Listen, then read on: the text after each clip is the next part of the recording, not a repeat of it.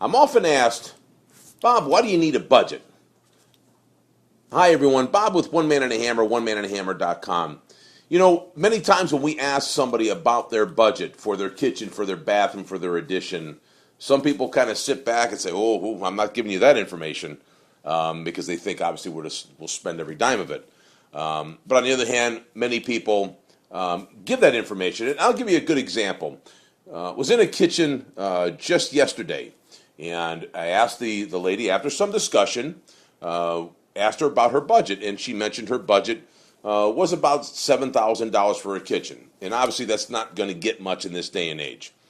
So I simply explained to her, don't do the project at all. I'd rather see you not do it at all. And she was shocked that I would say don't do it because she's not used to contractors not wanting her money.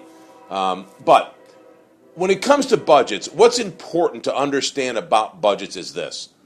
If you give the contractor an idea of your budget, everyone's going to be on the same page from day one. In other words, if I understand that you want to spend $20,000, I know that I can't use certain cabinetry, or I can't use certain windows or certain siding. That doesn't mean we have to use something that's maybe all the way down to entry level and some junk, quite frankly. But what it does mean is I understand what I can and can't use to price this project. It has nothing to do with a professional contractor with good integrity and a great reputation in the community. Those contractors are not going to take your budget and kind of throw it to the wind and abuse it. The good contractors want that information so we can make a job, price a job out for you. It fits your budget. It makes sense. You're going to be happy with it. It's not going to break you. On the flip side of that, if we come in with a job and we price a kitchen out for $6,000, well, we're not going to be in business very long. And that kitchen's only going to last for 1 or 2 years, depending on how much it's abused.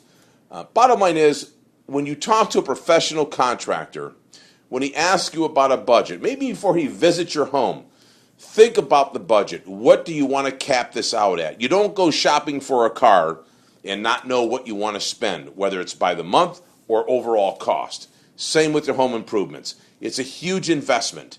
Cars are not necessarily an investment, and people put typically more time into their cars, buying their cars, than they do in their homes.